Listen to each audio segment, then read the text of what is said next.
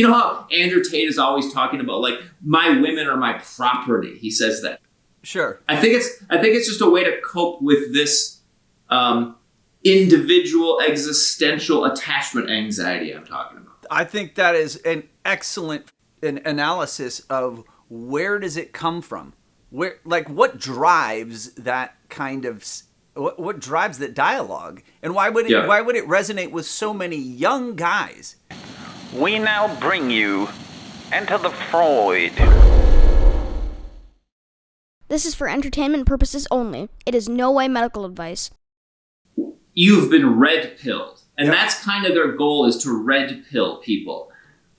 Which is too bad, because that term means a lot of different things. But in their world, it's like you've woken up from some sort of feminist relationship model delusion.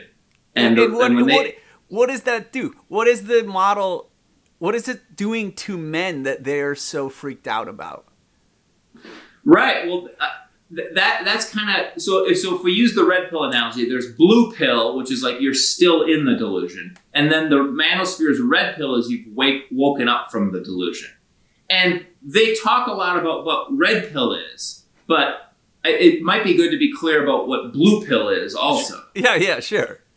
And so I think what blue pill is that it's kind of this 70s, 80s, 90s feminist assumption that, like, the genders are equal and men should be sensitive and loving to women, and they should cook dinner half the time and clean the house half the time and raise the kids half the time, and there should be this equality. That seems like part of it. And when I say it, that sounds so obviously good and true. Yeah. And so it's weird that the manosphere hates that so much. Though I do think there's some truth in a lot of the things they're saying. Because it is true. I think I see it in my marriage and a lot of people I know in my generation's marriages, that when our generation got married, this kind of feminist blue pill thing and equality led to it somehow leads to a relationship that is I don't know, there is a lack of I don't know, the domestic, what is supposed to be like the happily ever after domestic nest of warmth and love where a man and a woman are married and they raise kids. It doesn't turn out that way at all. Yeah, it turns out. Why? Why does it get so... I mean, because it's supposed to be this kind of like a prescription for happily ever after in this new way where it never really worked out previously either. Yeah. Well, according to those that it didn't work out for. The truth of it is, it fucking worked out for plenty of people, just like my grandparents, right? And so, okay, for those it didn't work out for, this is a new prescription. And then what it's like that I see that the problem with the manosphere is just like the enraging of young men about the idea of becoming who you and I became, which is like in a domestic world that somehow is stifling to you as a dude. Somehow it postures you as less than the woman in the way that it proposed that it would finally be an equality, but actually in reality, somehow the man becomes less than, the woman leaves, she takes the children. This is the critique of the manosphere, is that in the end, there's a whole court system of family law that then unjustly takes the wealth of the man, gives it to the woman. The woman then happily runs off like some kind of a fiend or a villain, taking the children, leaving the man broken and suicidal and dead. Like, that's their fucking critique. It's supported by just a bastardization of a bunch of statistical shit that's all marginally true. Yeah. And okay, so good. It was good you said that. That what you just said is kind of what most of these manosphere red pill people believe. And a lot of the young men, they're like fucking pissed and enraged, and they're like kind of angry at women or angry at this like feminist court system that's unequal to men. And so they're like, standing up and like, we're not taking this shit anymore, and we're gonna be like the alpha male, and that's like their solution to it. Okay, but here's why it's worth talking about is there's some truth to what they're saying, and then they take it too far. And I think it's like, and most people either like go all in and like, yeah, I'm in the manosphere, I'm red pilled, blah, blah, blah. Or, oh, fuck those people, they're misogynist, fucking horrible, toxic male idiots. Yeah. And neither side is true. There's some truth to what they're saying, and there's some bullshit to what they're saying. And I think it would be helpful to kind of like tease out those two things. But it's going to be really tough because there's a lot of voices in there. Like you might think that Jordan Peterson is part of the manosphere, but they fucking hate Jordan. Like, yeah, because he's more pro-marriage. Yes, he is pro-marriage. Yet it's so fucking funny following the manosphere down the track as one of the originators, Rollo Tomasi, by the end of his third book, The Rational Male, Volume 3, he had nothing to say other than a man can only be loved by at least 3 women. He can't, like, one woman would never suffice, right? But now these guys are talking shit about, oh, the only woman that would ever be valuable enough for a real man is one who's a virgin and has never been with anyone. And it's like, totally. Well, so then you want to be Jordan Peterson. So you wish you were Jordan, but then you go back to this like totally fucking naive, stuck in some form of a regressive loop, believing that well, I can be an angry young man and somehow then this pristine virgin who somehow doesn't have a bunch of notches on her belt, because I don't know why that's bad. But they keep they're like obsessed with the fact that these boss bitches and whatever empowered women who go around and like flaunt their sexuality is somehow a lost cause, and they're right about that somehow. Right? That's what's tricky, is there's truth in a lot of the things they say, and then they're off about a lot of things they say. So we got to try to like separate it up. Okay, so you made this differentiation between the Jordan Peterson view of relationships and the red pill view of relationships, which is true.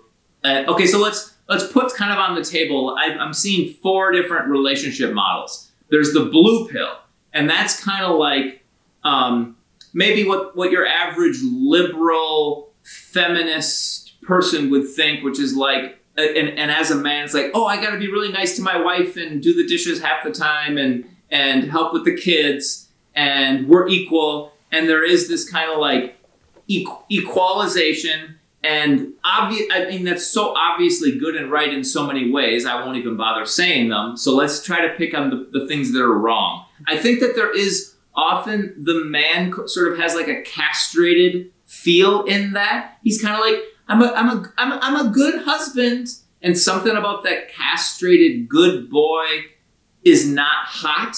And so I think there's an erotic chemistry lost in the blue pill marriage. Yep. There is women are sort of biologically sexually attracted to more testosterone in the man, and the blue pill relational model does sort of teach men that you shouldn't have testosterone because that's toxic and that's bad. And so the man sort of castrates himself, and eros and sexual attraction gets lost in the relationship. That's part of the problem with the blue pill. I like that critique. It seems entirely valid when that happens. Yes. And yeah, it doesn't need to happen in an equal relationship, but it does seem like it happens a lot. And so sure. That's one of the red pill critiques of the blue pill that I think is accurate. Another one, and some of them I can feel I'm going to start tiptoeing on minefields here because there's PC stuff, but I got to try to speak the truth, even if it's going to be offensive to people. Okay. Although I don't think I actually believe anything that is misogynist, but I do think that when there was an equality of the sexes, that created new problems that hadn't been there before. And I think one of it is just there's the inherent nature, even if I forget about relationships and you think about government, there's hierarchy organization of things, and then there's like communal organization of things, and both have their pros and their cons. Yeah. But if you have a family and there is no hierarchy, there can just be two people disagreeing, and it can get stagnant and stuck. Whereas back in the old days, when one person was the boss and the other person was the subordinate, things kind of work and run more efficiently in a lot of ways. Like my job is a hierarchy. I'm the boss and I have a bunch of employees, and I'm a good boss. I'm just like I'm reasonable. I want what's best for everyone, and things just run really efficiently. And occasionally when we try to do something where we're more trying to do consensus, so it quickly can stagnate. And I feel like that is part of the blue pill family structure, is there's a lot of bickering and fighting about stupid shit that's not important. Now, so the red pill will say this, and they'll say the man is supposed to be in charge and the man is supposed to be alpha. I don't necessarily agree with that. I don't agree at all. That's the stupidest thing, particularly because some things in a relationship women are fucking awesome at. And yeah, totally. They should run that, and then guys who are oblivious about all the shit in the world shouldn't run anything. Like, totally. There's plenty of guys we know that should not run your company. Period. Totally. Right? Totally. Yeah, they would just drive it into the ground with their own incessant need to oppose authority when it doesn't need to be, with no finesse in totally in this. Totally. And in fact, of all the employees I've had over the year, the two that I think could run the company, who I would like hand off the company to, let's say I was going to retire and wanted to hand off the company, the two people in my 17 years of doing this are both women. So it's not I feel like the red pill is like too overly men are alpha and women are beta thing. They're a little bit, I do think there's truth to men need to keep testosterone energy. Men probably need to find some alphaness in certain avenues, but they don't need to be the fucking leader of the house all the time and keep the woman in her place. That's just kind of stupid and regressive, I think. Well, yes, it's so obviously stupid in the way that it's so obvious that if a dude helps in the kitchen, that's a fucking great idea. Right. If the guy helps out with child rearing more, that's just a fantastic idea. And there's no need to even waste one more second on that blue pill thing. So let's move on to the next model. Okay, I'm trying to criticize the blue pill. Okay, so there's those two criticisms. There's another one, which isn't a criticism, but I do think we have to acknowledge the fact that monogamy poses a problem in that if you just pretend that you're just going to live happily ever after and be happy with monogamy for the rest of your life, it's not that fucking simple. And both the blue pill and the Jordan Peterson model, which we'll eventually get to, and the old-fashioned Christian model, they all don't adequately acknowledge the fact that, and I'm not saying monogamy is not the way to go. Maybe it is, but it's not just as simple as you'll be perfectly happy for the rest of your life. You're monogamous right now. Yeah, and I've been monogamous for 3+ years, and it's great, and I'm happy in this monogamous situation. Before that, you were monogamous when you were married.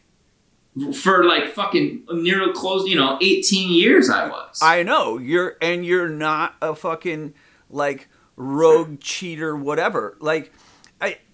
Obviously you're a proponent for that, which is what gives you the fucking license right now to critique it. I just wanted to qualify that you're not some fucking guy who is just trying to have sex with every lady on the planet, and so you're like, that's why monogamy is bad. Okay, so right, totally. So yeah, I think ultimately I kind of believe that monogamy, it is a goal to strive to. I think I probably am at my best when I'm in a happy monogamous relationship, but I just don't think it's so simple as meet a woman when you're 23, get married, live happily after, and be monogamous, and you're all good. It's just so I think that the blue pill thing is not right. I think that Jordan Peterson's thing of just commit to a woman and it's all good and that's what you do, I think that's too simplistic. I also think that why is it simplistic? Why? Where does it run short of that just simple prescription? Because you know something about that. Yeah, and that's that's kind of the important thing. Okay, so Jordan Peterson's message, I mean, he's really sophisticated, so I'm going to simplify here. But basically is that when humans commit, when one man commits to a woman, although I think he'd be okay with other genders, so when two people commit to marriage together, there's imperfections and you have to work it out, and it's not easy, but humans like sort of rise to their best when they're in like a committed long-term partnership, and they sort of sacrifice their selfish, immature desire to go off and fuck lots of people. When they sacrifice that for something bigger and more important, humans can kind of like, that helps us rise to something better. I think that's a simplification of Jordan Peterson's view, and it's a pretty fucking damn good argument. But I feel like Jordan Peterson, and obviously don't know, I'm wildly speculating here, but he himself, I feel like he's scared. I think he's scared of being single. I think that if he went and screwed some hot young follower of his and his wife found out and he got divorced, I think he would like have a nervous breakdown because his wife is this anchor for him, and he'd fucking lose his shit and go off the deep end, because we can tell that he has this potential to do that. He's done that. Yeah. And so I think his wife is his anchor for him, which is cool. I'm not criticizing him. But I think most people, a lot of people, like, they need to be anchored in a partnership because it's too painful and hard to just like be a solo individual in the universe, and to like cope with that fucking existential reality. Right.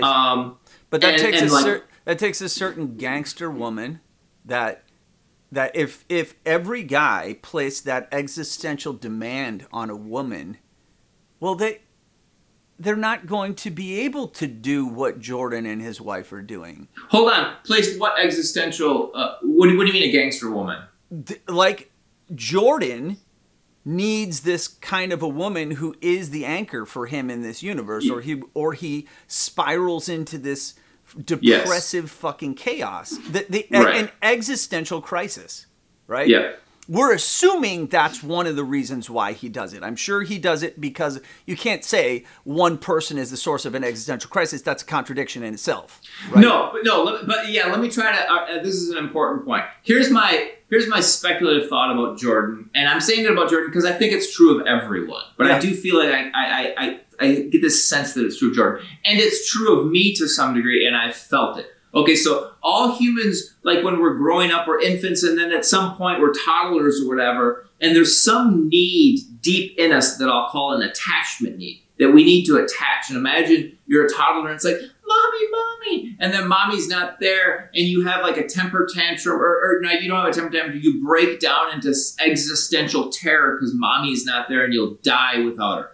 That thing is in all of us, and it's still in me today. And there's been times when I'm an adult and I'm single, and it's why breakups are so hard, is because breakups like rip this umbilical cord of attachment, and then I'm like, mommy, I don't know if I can live without mommy, and it hits this thing, and we want to fucking like get reattached. That attachment, trauma, loneliness, terror thing, I think people stay in relationships because they don't want to fucking feel that thing. Yeah. And I've felt that thing, and I can see why, because it can be really fucking hard. But I don't but I think part of Jordan Peterson's mandate that men need to be in a relationship is partially because of his fucking terror of that thing. And I'm not so convinced that's the best idea. I'm not so convinced that's the best rationale or the reasoning for it. Okay. Yeah, fair enough. So you've kind of helped us go from Blue Pill towards Jordan, who he is actually, if we're going to do it in sequence, he's actually closest in relationship. The Venn diagrams overlap more, right? Yeah. Like as the critique is, he's such a proponent of marriage, and that there's this really weird aspect of the manosphere, whatever we're calling it, I heard somebody calling it the mano slime, the mano sludge, of like whatever the fuck they were calling it. As there becomes more and more people, particularly women, getting involved, and then there being this kind of like argument that if you're a dude who unless you hook up with these pristine virgin types, and you must collect a lot of them, apparently, then you are the man. If you're with a woman who already has kids, well, then you're being cuckolded. Like, I know. They're so down on that. They're so down on this weird thing, but it's like, I'm a dude with a kid, right? Like, I don't particularly want some inexperienced, silly young girl trying to raise my fucking kid. Like, totally. I would particularly, if there was going to be someone involved, but also, like, obviously these people who say this shit forgot what it's like to be in contact with somebody who's never had sex before. And I say someone because it doesn't matter who it is. Man, woman, trans, whatever it is, right? Gay. Totally. Like, dude, in the beginning, sexual exploration it's like the longest, most crazy journey. Why would you sign up for that and then just say like, oh, in some kind of like strange, archaic Catholic Muslim idea that in there lives the promised land. And it's like, yeah, I don't know if that's true. I wouldn't fucking sign up for that. Like, yeah. So that's then totally true. What is that? Are you and I still fucking blue pilled? We're not red pilled enough. Like, no, I don't think we're blue pilled, and so this criticism you're making of the red pill, I think is a good one. I'm going to kind of repeat it. They're like profoundly threatened by a woman who has sexual experience with other men. They're really threatened by that. Yeah. And they try to make these women out just to be the most worthless, awful creatures because the woman has had sex with 7 guys. That's fucking disgusting and despicable to these men. It's really shocking to me when you hear how intensely they feel about that. 7 guys, or they have a kid, right? Right. If they have a kid, they're a fucking worthless piece of trash. Yeah. And like you say, if I'm out dating, if I'm single and I'm out dating, you're on Hinge looking for women, if they don't have a kid, I'm like, oh fuck, she's gonna be a self-centered diva, you know? And if they've never had sex, like you say, I'd be like, oh my god, the sex would be so awful because people get better at sex with experience. Everyone fucking knows that. Yeah, well, not everyone, because some of these people, like, in their deluded, like, I've been a pickup artist and I just exploit women for whatever. And this is another critique of the red pill scenario, is just like this, like, bizarre, I'm going to skillfully try to come up with these ideas. I'm going to use the ideas, but proposed by Mystery and these other moronic quasi-bro science guys who are like, oh yeah, you have to do these special things and you have to pay attention to the women as they shit test you, and then you have to respond. You have to like properly humiliate them just in the right way so that then you give them no way to get away from you fucking them. Yeah. And I'm like, okay, so why is that an acceptable approach? But then when women use their wily tactics to fuck you, well, then that is disgusting. Like, right. How dare they use their special tactics? And I'm like, it's very immature. Okay, so as you were saying that, I thought of kind of a theory I have about why the red pill's doing this. Okay, so a few minutes ago, I was critiquing Jordan Peterson and how humans have this deep attachment need, and we're so terrified of not having being in a relationship to reassure that terrified little toddler in each of us. One good thing about the red pill is I think they kind of see this, and I think they kind of say, men, you need to have courage and strength and not like give your balls to a woman. You have to like have the strength to deal with attachment, existential angst, and like go out there and work hard and work on yourself and build yourself up and be strong. So I think the red pill gets that. I think that's one of their best insights that they're out there. They don't quite say it in this way, but I think that's one of their criticism of Jordan Peterson, I think, is accurate. I think it's like, no, you can't just like bury your head in the womb of a woman because you're too scared of standing on your own 2 feet. Which that's interestingly an Oedipal thing, this Freudian Oedipal complex. You feel there's like this Oedipal thing in there. I won't get into that, but I just thought of that. Yeah, interesting.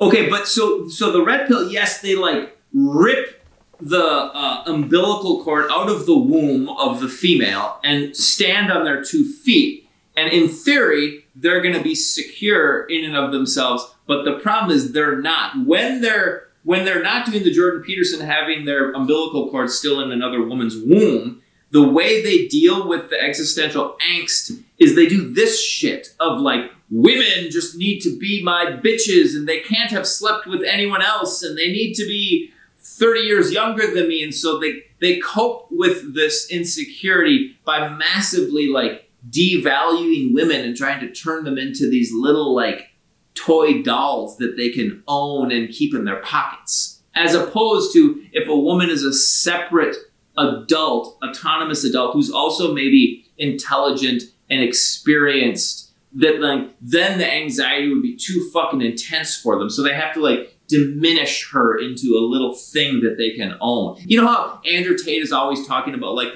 my women are my property. He says that shit. Sure. I think it's just a way to cope with this individual existential attachment anxiety I'm talking about. I think that is an excellent fucking an analysis of where does it come from? Where, like, what drives that kind of what drives that dialogue, and why would it resonate with so many young guys, right? I look at this as there was a time in my life when I was like 18 and I was super confused about being a man and what women were, and I was super scared. And at that point, if I had contact with this red pill movement, I would have looked at it and thought, ooh, this is a path. I could definitely jive with that. But by the time they got their shit together, I was late in my 30s, and I took one look at this, and it was just laughable, right? I was like, ah ha ha, that's fucking funny. Like I have zero problems with the things that you describe, right? And it's only because of a life that then is long and like I like to date women who are successful. Yeah. I like to date. They're not trying to take my wealth. They're not trying to then like leave me or take my kids. They're not trying to do any of that. So like either, and because they say that such a woman doesn't exist, it's a unicorn. There are none of them. And I was just like, well, I constantly run into them. Right? Yeah. I constantly run into them. Or I am so fucking deluded myself. Like, either they are right and I am like a fake red pill. Secretly, I'm a blue pill with a red shirt, right? like I'm just a red coat pretending. You see what I'm saying? Yeah. Well, no, I don't think you're pretending. I think each of these different little camps have some truth into them, and the gold pill that we all want to get to is that it can take the benefits or the value or the truths from each one. So the Jordan Peterson thing that he's missing is this: he still has an umbilical cord attached to a woman's womb. So we want to be able to differentiate and individuate in a way that I don't think Jordan Peterson is doing. The problem with the red pill people is they're coping with their insecurities by diminishing the women. Ironically, they're not quite secure in their manhood enough to tolerate a real woman. No one's gonna like what you've just said. Like, it's so fucking obvious. It is so obvious, but I'll tell you, right? I met this girl. Well, she's a woman. She has kids. Right? And I'll call her my little China doll, right? Like, and she's not Asian, but like, I don't know why I'm going to call her. I need to call her something, right? So there she is, clearly postured up as one of these boss bitches, right? And as I start to talk to her, she's like, oh yeah, you should totally meet up with me. I'm going to wear the pants on this first date, and you're going to be my little bitch. That's what she said to me. And nice, dude. And I was like, fuck yeah. Hell yeah. I was like, dude, like, because of whatever the fuck I am, nobody talks to me that way. Right. And so the fact that she postured up in that way, I was just like, lady, we are. And I gotta say, if an attractive woman says that to a man, if the man doesn't say, yeah, baby, that sounds great. If he says anything else, he's an idiot. And if imagine a woman said something like that to Andrew Tate, he'd fucking have a full explosion of fucking alpha male aggression on her. Yeah. Which just shows how fucking insecure he is. It does. It's possibly a result of some inability to then switch roles, right? Because it's like, I have such a problem with authority that it's fucking obvious. Anyone who knows me knows that. And so, like, the fact that this woman detects that and then comes at me, and that was her way of flirting, I was like, oh shit, this lady is funny as fuck. She's totally willing to be fluid with her roles. It's so obvious what I am, right? Totally. Like, it was just like mad skill. It was like watching, like, skill play out. And so, have you done that yet? No, this literally happened yesterday. Oh, okay. Well, sweet. That sounds fucking fun. And any dude who doesn't see how fucking fun and what a cool, clever, flirty thing that is a fucking moron. Yeah, I see. You and I can agree, but so then, what position are we taking right now? Because and that's what I'm trying to define. It's not blue pill. It's not Jordan Peterson. It's not red pill. It's something else. And I think it's a higher level than those. And I think it kind of integrates some of the strengths of each of them. Okay, yeah. So that would be, I don't know what we would call it, but it certainly would be something that then it's not like it's higher than, so then it rejects the tenets of. It's almost like it takes from those platforms and then integrates them into what? What is this next layer of, which I think can only be achieved with some level of maturity and multiple trials within all these areas. You probably should probably get married. You should probably have kids. You should probably date women with kids. You should probably date women without. You should do all of that. Yep. And then you will end up where, if not destroyed, because each of these, Jordan and the red pill guys, assume that you will be destroyed by where we have arrived. The red pill guys think we'll be destroyed if we date a woman who has kids or date a woman who has had sex with 7 people. They think we'll be destroyed. Or date a woman who is successful. It's crazy that they're so threatened by that.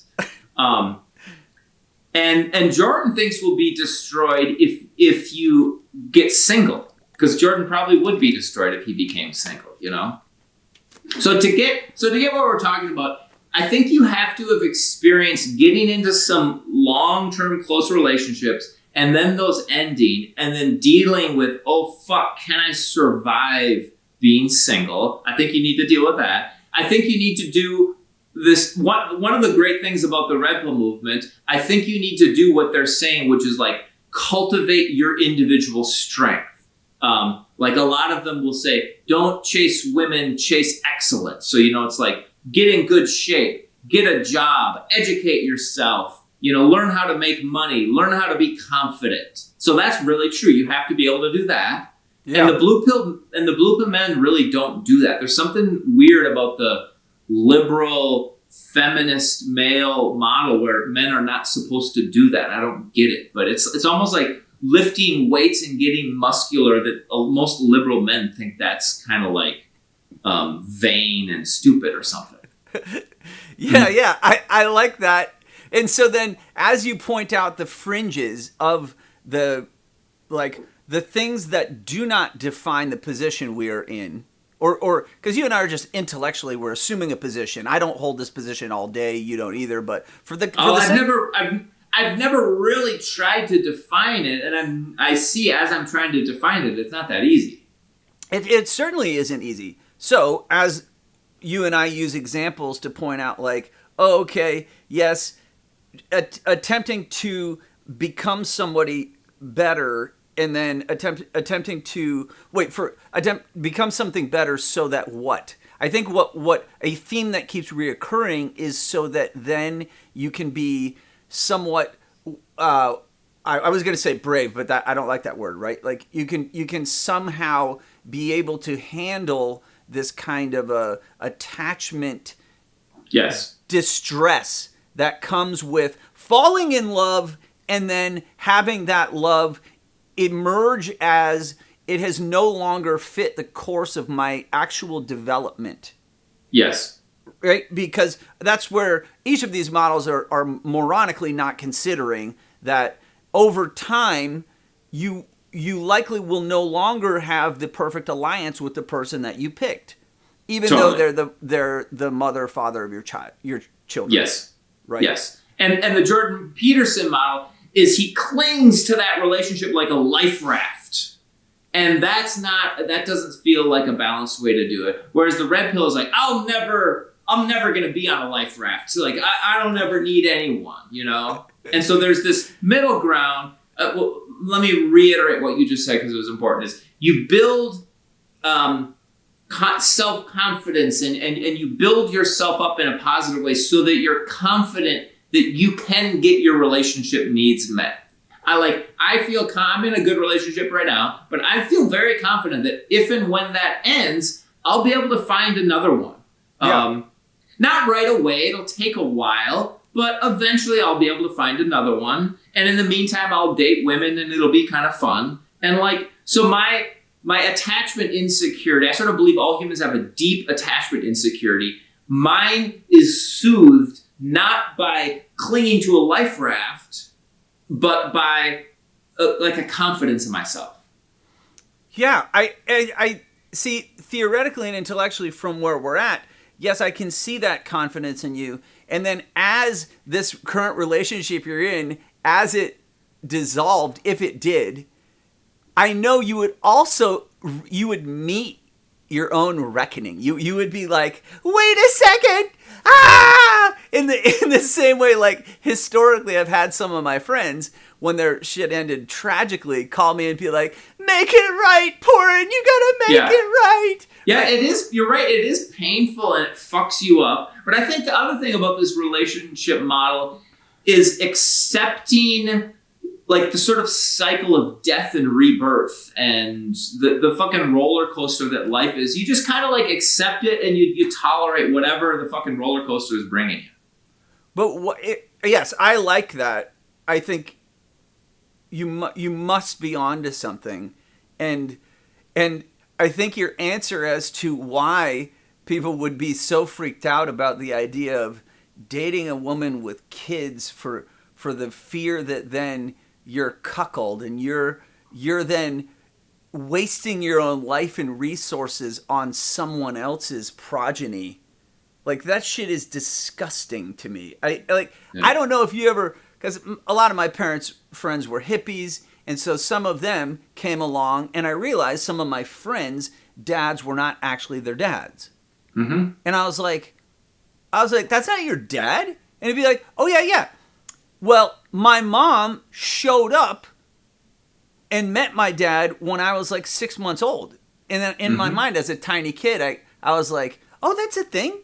So I'm just way ahead of all of these fuckers who, like, they've never seen this work. And so I think a lot of the red pill guys are just coming from this, like, they're still being birthed from a Judeo-Christian break out of the model of Jordan's world of constriction. And so then they're like, never, you should never do that. And I'm like, why? Totally. Why? It seems so immature. Well, also, I gotta add in that for 99% of the history of humankind, we were in tribes, and people didn't really know or care who the father was because there was a lot of polyamory going on. They didn't even fucking know. Well, that's actually more true than this. Like, since the Manosphere likes to base shit on what they think is scientific, how did they miss that fundamental, basic? The most important thing is human female ovulation is hidden. Yes. You cannot tell who the father is, including the whole shape of men's cocks is entirely related to outcompete the other sperm. And like, what? How did they miss all of that? They conveniently ignore that part. What a funny way for this episode to wrap up, man. That shit is hilarious.